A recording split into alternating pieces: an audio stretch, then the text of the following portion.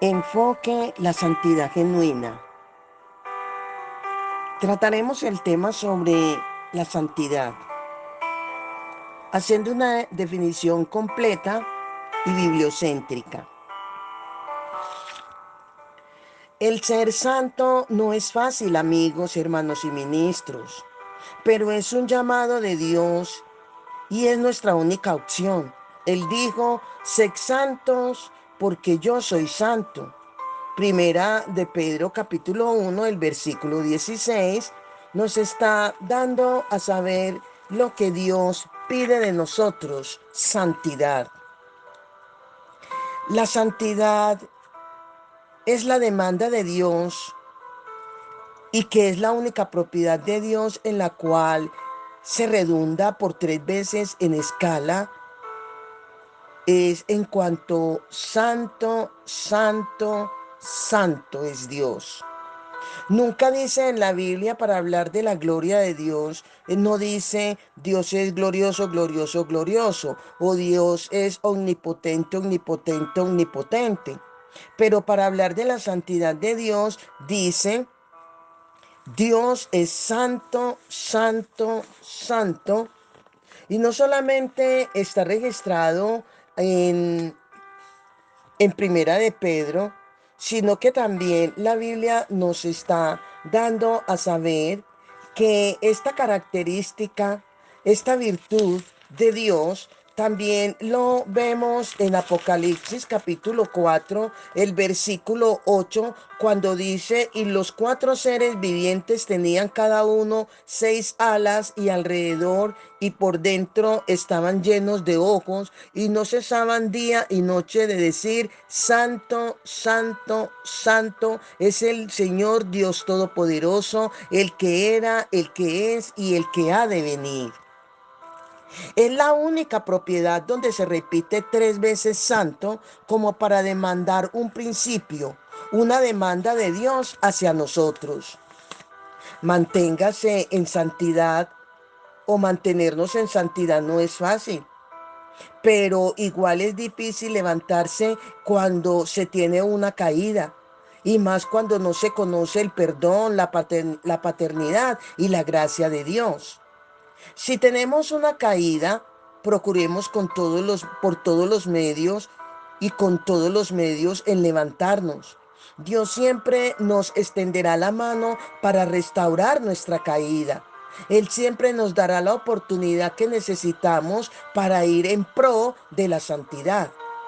La santidad no es una imposición ni nace de ella. La santidad no es producto de lo que se impone a hacer, sino la santidad es de lo que se expone para que hagas. Por eso también es importante mirar la Biblia al respecto, por decir en Hebreos el capítulo 12, el versículo 10, cuando nos está diciendo el Señor tan claramente en su palabra. Dice Hebreos capítulo 12, el versículo 10, está diciendo: y aquellos ciertamente por pocos días nos disciplinaban como a ellos les parecía, pero para lo que nos es provechoso, para que participemos de su santidad. La corrección, la disciplina, la exhortación es para que participemos de la santidad de Dios. Dios nunca impone, jamás. Ni su palabra ni su voluntad es impuesta. Dios te da opciones, te presenta lo que es el bien y el mal y te dice lo que debes tomar. Dios respeta nuestro libre albedrío. Dios quiere que seamos nosotros quien decidamos ser santos, y que no sea el temor, ni la intimidación, el control quien nos lleve a ser esclavo de la santidad. Que seamos libres para ser santos y no esclavo de ella. La santidad es producto de conocer ciertos principios, de cosas que se deben hacer y no que se tienen que hacer. No es bajo imposición, sino bajo la exposición. En Primera de Tesalonicenses, el capítulo 3, el versículo 13 también nos está hablando al respecto y dice, para que sean afirmados vuestros corazones irreprensibles en santidad delante de Dios nuestro Padre. Es la venida de nuestro Señor Jesucristo con todos sus santos. Es la santidad, esa santidad irreprensible delante de Dios y de los que nos rodean. Una santidad genuina que sale de la intención de nuestro corazón. Una santidad que sale de lo más profundo de nuestro ser, no bajo imposición, no, sino bajo la exposición de la enseñanza de la palabra de Dios al respecto. Ahí en Romanos el capítulo 6, el versículo 22, también nos dice, mas ahora que habéis sido libertados del pecado y hechos siervos de Dios, tenéis por vuestro fruto la santificación y como fin la vida eterna. ¿Ve? Cuando no se tiene poder de decisión ni elección, no se puede conducir a la santidad, ni se puede decir que tus acciones son producto de una santidad.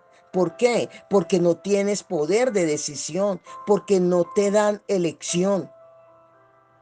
En el huerto del Edén, Dios le presentó al hombre el bien y el mal, pero le dio derechos para escoger, respetando su libre albedrío.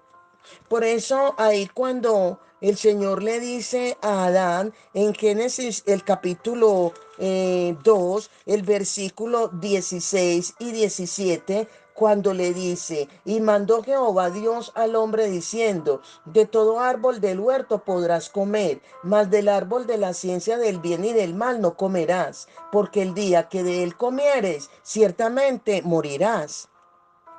Esto se llama pastorear.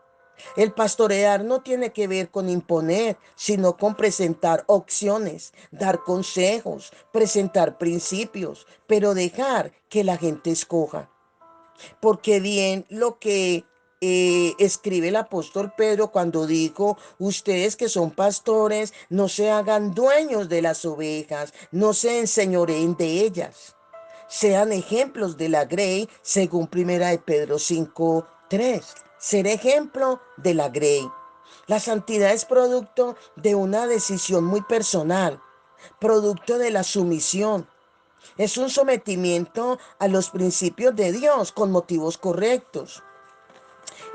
Ahí cuando leemos y quiero volverles a invitar a que miremos ahí en Primera de Tesalonicenses, pero ya miremos por decir el capítulo 5, el versículo 23, que dice, absteneos de toda especie de mal. El mismo Dios de paz os santifique por completo y todo vuestro ser, espíritu, alma y cuerpo sean guardados irreprensibles para la venida de nuestro Señor Jesucristo. Pero el guardarnos y permanecer en esa es el requisito es para nosotros participar de esa venida, de ese arrebatamiento de la iglesia. Aquí el Señor quiere que nosotros permanezcamos en santidad completos. Santifíquese por completo, dice el Señor. La voluntad de Jesús no era la voluntad del Padre, ya que Jesús tenía su propia voluntad y que tomó sus propias decisiones. Jesús en el Getsemaní habló con Dios sin ningún tipo de intimidación, ni manipulación, ni control, y le dijo, Padre, que no se haga mi voluntad, sino que se haga tu voluntad. Dios le permitió a Jesús la libertad de decidir de hacer o no hacer, de someterse o no someterse, pero era Jesús quien tenía que decidir, igual como se la dio a Adán, se la dio a Jesús. Ahí en Marcos capítulo 14, el versículo 36, pero no solamente ahí, sino que también en el libro, en el Evangelio de Lucas, también vemos tan claramente la decisión que tomó Jesús, pero fue una iniciación personal. En Lucas capítulo 22, el versículo 42, cuando dice, diciendo, Padre, si quieres pasa de mí esta copa, pero no se haga mi voluntad, sino la tuya. Cuando se viola el libre albedrío del hombre, no hay lugar para la santidad genuina. La santidad no es producto de la manipulación, la intimidación ni el control. ¿Manipular qué es? Es el acto de intervenir de forma poco escrupulosa para obtener beneficios propios, ajenos a la voluntad de otros. Aunque no es un término que pertenece a la teología desde el punto de vista literal, dichas acciones rompen con el principio de santidad. ¿Qué es intimidar? Este término en griego es duro, que indica aterrar, amedrentar, asustar. Y según ahí en el libro de Filipenses, nos está hablando al respecto para que nos quede bastante claro en Filipenses el capítulo 1, el versículo 28, está diciendo tan claramente, y en nada intimidados por lo que se oponen, que para ellos ciertamente es indicio de perdición, mas para vosotros de salvación, y esto de Dios. Dios está esperando que tú y yo tengamos presente que para actuar debe ser con libre decisión, con libre albedrío. La intimidación es el acto de causar temor sobre una persona. ¿Con qué fin? Con el fin de controlar su voluntad, llevarlo al terreno del temor. ¿Qué es controlar? Esto indica intervenir, dirigir, dominar los deseos de una persona. No se te deja ser ese ente libre y moral, sino que te quieren como los animales con una cadena, amarrado, atado, con una coyunda donde no te dejan ser libres. El control es el acto de dominar, dirigir. ¿Qué se dirige en este caso? La voluntad y los deseos de una persona. Eso no viene de Dios. La manipulación, la intimidación y el control son factores que rompen con el principio de santidad y a su vez son principios satánicos con lo que se mueve el ocultismo. En las Sagradas Escrituras, santidad y santo tienen dos aplicaciones o dos connotaciones. Primero, vamos a hablar de la santidad posicional y la santidad práctica. Cuando nos referimos a la santidad posicional, tiene que ver con la posición, o sea, con el lugar espiritual que el creyente tiene, producto del nuevo nacimiento en Cristo, por el Espíritu Santo, esa posición. Esto indica que esta santidad no está relacionado con las obras, no. Tomando en cuenta este tipo de santidad, ante los ojos de Dios somos santos, independientemente del pecado en la que estemos sumergidos. Prueba de esto es que Pablo, en primera carta a los Corintios, aquí nos está mostrando en el capítulo, le invito para que vayamos o que tome usted sus apuntes y luego verifique en primera carta a los Corintios, el capítulo 3, el versículo del 1 al 3 dice, de manera que yo, hermanos, no puedo hablaros como espirituales, sino como a carnales, como a niños en Cristo. Os di a beber leche y no vianda, porque aún dice claramente, porque aún no erais capaces, ni sois capaces todavía, porque aún sois carnales, pues habiendo entre vosotros celos, contienda y disensiones, no sois carnales y andáis como hombres, porque lo contrario de santidad es carnalidad. Ya, aquí, en otras palabras, el apóstol Pablo llama a los creyentes carnales. ¿Y cómo más los llama? Niños inmaduros.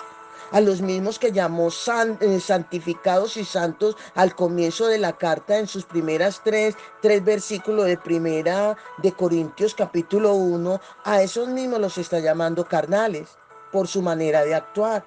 Porque ahí, en este pasaje que acabo de leer de Primera de Corintios 3, del 1 al 3, Pablo se refiere a la santidad práctica. Y en Primera de Corintios, capítulo 1, el versículo del 1 al 2, los está llamando, se refiere a la santidad posicional. Leo ahí en Primera de Corintios 1, del 1 al 2, que dice: Pablo, llamado a ser apóstol de Jesucristo por la voluntad de Dios, y el hermano Sóstenes, a la iglesia de Dios que está en Corinto, a los santificados en Cristo Jesús, llamados a ser santos, con todos los que en cualquier lugar invocan el nombre de nuestro Señor Jesucristo, Señor de ellos y nuestros. ¿Ve? O sea que aquí Pablo en la misma carta, diferentes capítulos, está llamando y está mostrando los que son carnales y niños inmaduros, pero también los que son personas santas que viven en santidad, que deben de caminar santificados. Ahora bien, esta santidad posicional tiene que ver con la justicia de Dios en el Espíritu. Ahí en Primera de Corintios 1 que leímos, del 1 al 2, de este tipo de santidad es de la que Dios se va a valer para levantar a la iglesia en el arrebatamiento. Independientemente en el estado de pecado en la que usted esté, sigue siendo santo delante de Dios, posicionalmente. Valga la aclaración. ¿Por qué? Porque es que la santidad posicional tiene que ver con el estado de justicia que Dios puso en ti por los incidentes que se dieron en la cruz del Calvario. ¿Qué se dieron en la cruz del Calvario? La redención, la remisión y la propiciación. Y que si tú colocaste tu fe en el sacrificio de Jesús en la cruz del Calvario y aceptaste el plan de salvación de Dios mediante Jesús, eso te hizo justo y te dio vida. Esa es la santidad posicional de la que está hablando el apóstol Pablo. Pero aquí, en la mayoría de sus cartas, Pablo al comienzo se dirige a los creyentes como los santos y santificados, reconociendo que la posición de santidad que equivale a la justicia en el Espíritu. Ahí, en segunda, de la segunda carta, de igual manera a los Corintios, en la segunda carta, el capítulo 1, el versículo 1, quiero que también lo leamos. Ahí está diciendo, dice: Pablo, apóstol de Jesucristo por la voluntad de Dios, y el hermano Timoteo, a la iglesia de Dios que está en Corinto, con todos los santos que están en toda Acaya. Lo mismo lo dice y lo menciona en Efesios, por decir en Efesios capítulo 1. También quiero que vayamos y leamos cómo nos muestra Pablo en Efesios el capítulo 1, el versículo 1, también está diciendo: Pablo, apóstol de Jesucristo por la voluntad de Dios, a los santos y fieles en Cristo Jesús que están en Éfeso, a los santos y fieles. Pablo está llamando santo a la iglesia, pero en un estado de santidad posicional, porque si vamos a la práctica, nadie es santo. Estamos en un conflicto interno del cual tenemos que seguir luchando y librando batallas. ¿Ve? Ahora bien, en cuanto a la santidad práctica, aquí en la santidad práctica, la Biblia nos está diciendo que es el estado de integridad que el creyente logra alcanzar y debe mantener delante de Dios. En Primera Tesalonicenses, el capítulo 3, el versículo 13, dice, para que sean afirmados vuestros corazones irreprensibles en santidad delante de Dios nuestro Padre, en la venida de nuestro Señor Jesucristo con todos los santos. Y también la Biblia, hay otro pasaje bastante interesante que tiene que ver con Hebreos. Ahí en Hebreos, el capítulo 12, Hebreos 12, el versículo 14, cuando nos está diciendo, seguid la paz con todos y la santidad sin la cual nadie verá al Señor. Y se obtiene esta santidad por medio de ¿qué? De un proceso que se llama santificación. Por lo tanto, la santidad viene como producto de someterse a la santificación. ¿Indica qué? Indica que la santificación es única y exclusivamente responsabilidad de Dios. Vivir en santidad es responsabilidad del creyente. Vivir en santidad. Pero el someterse a la santificación esa santificación es únicamente responsabilidad de Dios, pero el vivir en santidad es responsabilidad del creyente, ¿ve? Es responsabilidad del creyente. Por eso la Biblia también nos está hablando ahí tan claramente, y quiero por último leer el pasaje de segunda carta a los Corintios, el capítulo 7, el versículo 1 que dice, así que amados, puesto que tenemos tales promesas, limpiémonos de toda contaminación de carne y de espíritu, perfeccionando ¿qué? La santidad en el temor de Dios. ¿A quién le toca? ¿A quién le compete? A ti y a mí como hijos de Dios, como creyentes consagrados a Dios. Amén. Bendiciones, bendiciones.